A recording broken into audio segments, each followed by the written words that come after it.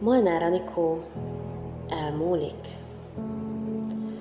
Elmúlik, mondta a szemembe nézve. Szívemben nem múló, végtelen gyásszal. Földbe gyökerezett lábammal én, azt hittem végleg megfagyaszt a bánat. Elmúlik, mondta, és szemének kékje hidegebb volt, mint az éjszaka télen.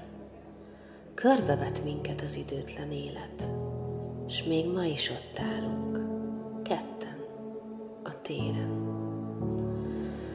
Elmúlik, s hitte, hogy mindenki így van, ezzel az ősi sumer legendával, de én már akkor jól tudtam, s féltem. Mi van, ha belőlem nem múlik mégsem?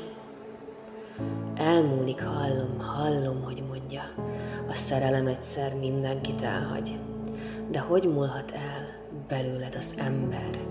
Szádat hogy hagyhatta el ez a közhely?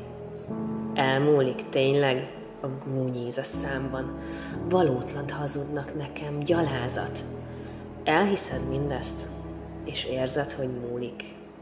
Szívedben mátol, nem lakik senki. Szemem zöldjében tengernyi bánat, süllyed a hajó, s te menekülsz gyáva. Elmúlik egyszer, minden mi szent volt.